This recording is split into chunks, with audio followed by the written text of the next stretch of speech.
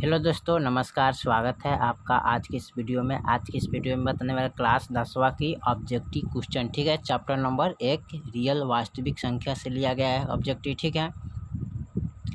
तो यहाँ पर कह रहा है कि क्वेश्चन नंबर 106 में 3 + √3 कोष्ठ बंद, फिर उसके बाद कोष्ठ यह 3 - √3 एक क्या है, परमेय संख्या है कि अपरमेय संख्या, ठीक है। तो चलिए इसको हल कर लेते हैं।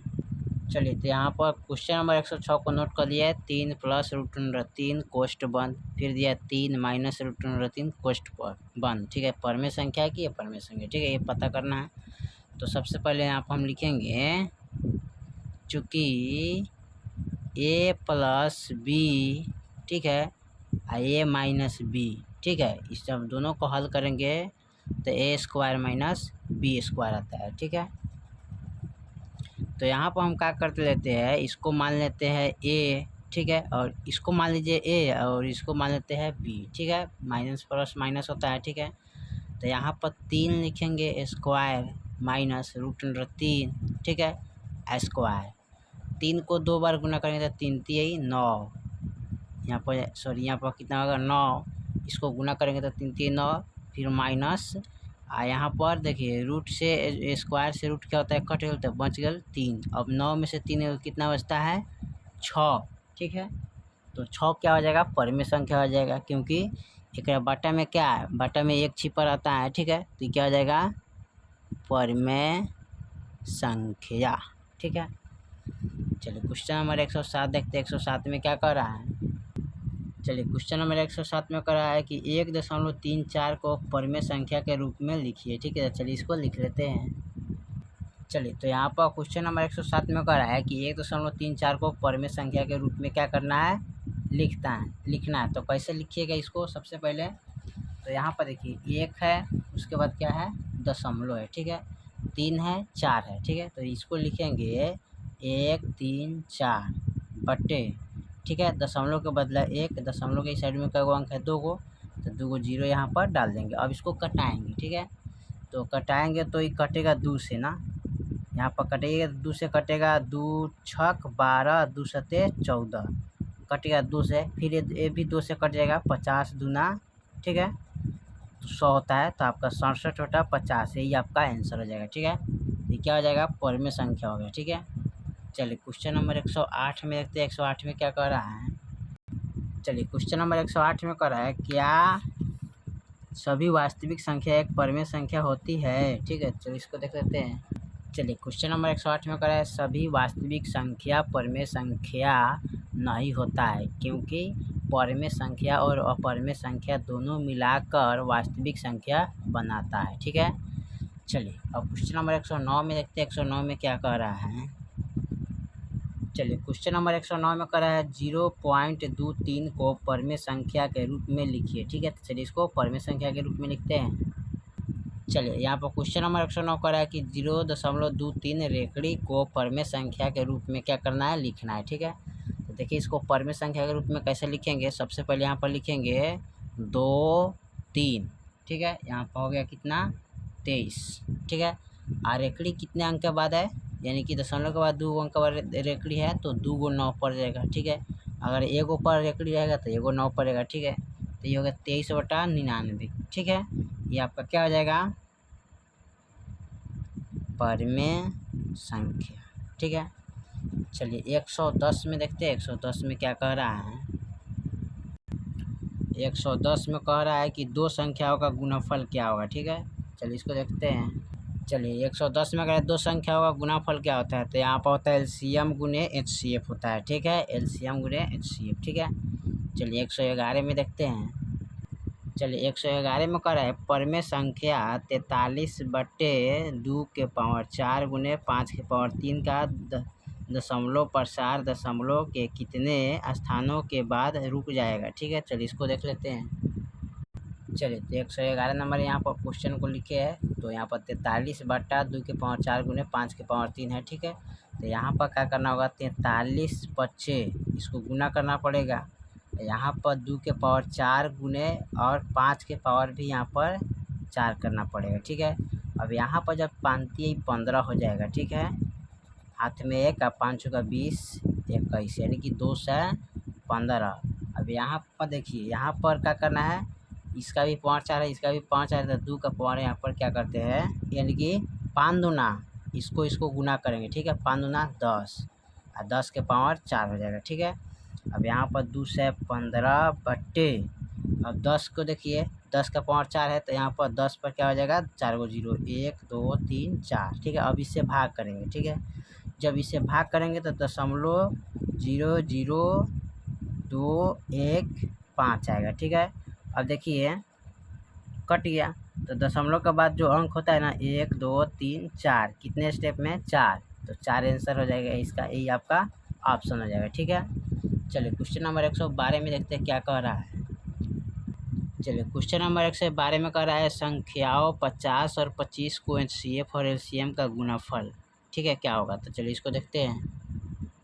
चलिए यहाँ पर क्वेश्चन नंबर 112 को नोट कर लिया है, कह रहा है संख्या 50 और 25 का HCF LCM क्या होगा। ठीक है, तो यहाँ पर क्या करिए, 50 गुने 25 कर दीजिए, 25 पच्चे 52 है। ठीक है, यहाँ पर हो जाएगा 12 50। ठीक है, आपका 12 50 ऑप्शन हो जाएगा। ठीक है, चलिए सवाल नंबर 113 देखते हैं, 113 में क्या कह रहा है।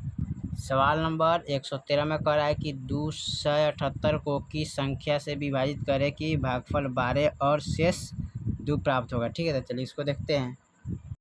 चलिए, तो 113 नंबर सवाल कर रहा है 278 को 23 से विभाजित करना होगा। ठीक है, तब जाके भागफल 12 और शेषफल क्या आएगा, 2।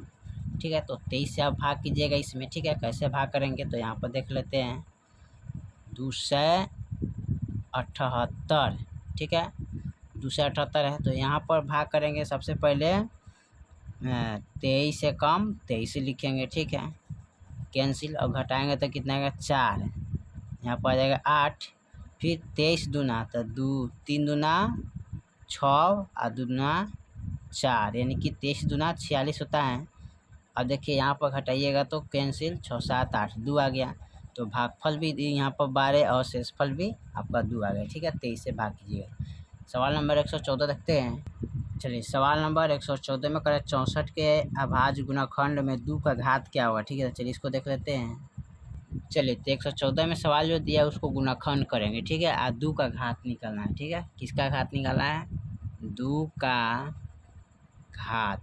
ठीक है, चलिए, तो यहाँ पर सबसे पहले क्या करते हैं, इसको गुणनखंड करेंगे। 2 से कटाएंगे तो 32 दूना 64 हो जाएगा, फिर 2 से कटाएंगे तो 16 आएगा, फिर 2 से कटाएंगे तो 8 आएगा, फिर 2 से कटाएंगे तो 4, फिर 2 से 2 एक कम। ठीक है, यहाँ पर देखिए 1 2 3 4 5 6, यानी कि 2 के पावर क्या हो जाएगा, 6, यानी कि 2 के घात क्या हो जाएगा, 6 हो जाएगा, यही आपका ऑप्शन आंसर हो जाएगा। ठीक है, चलिए क्वेश्चन नंबर 115 में क्या कह रहा है। चलिए सवाल नंबर 115 में क्या कह रहा है कि 0.13 पर एकड़ी बराबर क्या होगा। ठीक है, चलिए इसको लिख लेते हैं। चलिए, तो 0.13 रेकड़ी के बराबर क्या होगा, तो सबसे पहले यहाँ पर लिखेंगे 13, और 2 अंक पर रेकड़ी है यहाँ पर। ठीक है, तो 2 को 9 डाल देंगे। ठीक है, ये आपका 13/99 हो जाएगा। ठीक है, चलिए अब देखते हैं इसमें 116 नंबर सवाल को। ठीक है, चलिए, तो 116 नंबर सवाल क्या कर रहा है, 18 तथा 72 का मौसा क्या होगा। ठीक है, तो चलिए इसको देखते हैं। चलिए, तो यहाँ पर देखेंगे 18 तथा 72 का मौसा क्या होगा। ठीक है, तो यहाँ पर सबसे पहले क्या करते हैं, 18 से इसमें भाग करेंगे, 18 चौका 72। ठीक है, तो ये इसका मौसा क्या हो जाएगा, 18 ही हो जाएगा। ठीक है, चलिए क्वेश्चन नंबर 117 में क्या कह रहा है। चलिए सवाल नंबर 117 में क्या कह रहा है कि √12 का परिमीकरण गुणांक क्या होगा। ठीक है, चलिए इसको देखते हैं। चलिए, तो 12 का परिमीकरण गुणांक क्या होगा, तो सबसे पहले क्या करते हैं, 12 का गुणाखंड कर लेते हैं। ठीक है, 2 से करेंगे 6, फिर 2 से करेंगे 3, फिर 3 से करेंगे तो 1, अब रूट के अंदर जाएगा 2 गुने 3, और 2 आएगा तो बाहर हो जाएगा, √3 हो जाएगा। ठीक है, तो 2 √3 गुने परिमीकरण करना है। ठीक है, इसको उल्टा करना है, तो फिर क्या करेंगे, √3 से इसमें क्या करेंगे, गुना करेंगे। ठीक है, तो यही आपका हो जाएगा, √3 आपका ऑप्शन हो जाएगा। ठीक है, चलिए क्वेश्चन नंबर 118 में क्या कह रहा है। चलिए क्वेश्चन नंबर 118 क्या कह रहा है, निम्नलिखित में किसका दशमलव प्रसार शांत होगा। ठीक है, चलिए इसमें लिख लेते हैं। देखिए, तो 80 का क्या होगा, दशमलव प्रसार शांत निकलेगा। तो यहाँ पर क्या करिए, गुणाखंड कीजिएगा, 40 आएगा, फिर 2 से करेंगे तो 20 आएगा, फिर यहाँ पर 10 आएगा, फिर 2 से करेंगे तो 5 आएगा, फिर 1 कम आएगा। ठीक है, अब यहाँ पर देखिए 1 2 3 4 गो 2 है। ठीक है, तो 2 के पावर क्या लिखेंगे, यानी कि 2 के पावर n गुने 5 के पावर m, इस रूप में लाना है। ठीक है, तो 19/2 के पावर 4 गुने, ठीक है, अब 5 के पावर यहाँ पर क्या लिखेंगे 1। ठीक है, तो इस रूप का हो गया। ठीक है, ठीक है, यहाँ पर हो गया। तो इसी तरह आप इसको लिख सकते हैं। ठीक है, चलिए सवाल नंबर 119 में क्या कह रहा है। चलिए सवाल नंबर 119 क्या कह रहा है, निम्नलिखित में किसका दशमलव प्रसार शांत है। ठीक है, तो यहाँ पर तो यहाँ भी वही सवाल दिया है जो 18 में पूछा था। निम्नलिखित में किसका दशमलव प्रसार अशांत है, यहाँ पर शांत पूछा था, यहाँ पर अशांत पूछा है। ठीक है, चलिए इसको देख लेते हैं। चलिए तो यहाँ पर कह रहा है 13/121 का क्या होगा, दशमलव प्रसार अशांत होगा। ठीक है, कैसे, तो 121 का यहाँ पर गुणाखंड कीजिए तो यहाँ पर कीजिएगा 11 से कटेगा, 11 रही 121। ठीक है, 11 कम 11। ठीक है, तो देखिए यहाँ पर 11 गुने 11 आ रहा है ना, तो ये आपका नहीं होगा, यानी कि 2 के पावर n गुने 5 के पावर m का रूप में आना चाहिए। ठीक है, इस रूप में नहीं आ रहा है ना, तो ये आपका नहीं होगा। ठीक है, दशमलव अशांत होगा। ठीक है, चलिए सवाल नंबर 120 देखते हैं। 120 में क्या कह रहा है। चलिए सवाल नंबर 120 क्या कह रहा है, निम्नलिखित में कौन सी सबसे छोटी प्राकृतिक संख्या। ठीक है, तो चलिए इसको देख लेते हैं। सबसे छोटी प्राकृतिक संख्या क्या होगा, 1 होगा। ठीक है, चलिए 121 नंबर सवाल को देखते हैं क्या कह रहा है। चलिए 121 नंबर सवाल कह रहा है, निम्नलिखित में कौन सी परमेय संख्या है। ठीक है, चलिए इसको देख लेते हैं, और ये लास्ट भी क्वेश्चन है। ठीक है, चलिए इसको देखते हैं।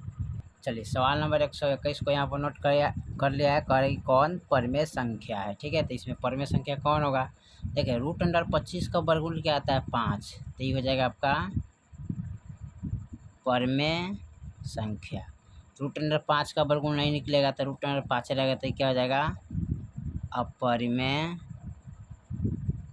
संख्या। ठीक है, 1/√2। ठीक है, तो 1 का वर्गमूल 1 आता है, सॉरी 1 का 1 रहेगा, √2 का वर्गमूल नहीं निकलता है, तो ये भी क्या हो जाएगा, अपरिमेय संख्या। अब देखिए √3 तो जोड़ेंगे √6, तो √6 का वर्गमूल नहीं निकलता है, तो क्या हो जाएगा, अपरिमेय संख्या। ठीक है, तो आपका ऑप्शन क्या हो जाएगा, ए, जो 25 का वर्गमूल कितना निकला है, √25 का 5। तो यही आपका आंसर हो जाएगा फाइनल। ठीक है, चलिए तो क्वेश्चन नंबर यहाँ पर आपका 121 तक कंप्लीट कर दिया ऑब्जेक्टिव को। ठीक है, फिर मिलते हैं अगले वीडियो में, तब तक के लिए जय हिंद, जय भारत।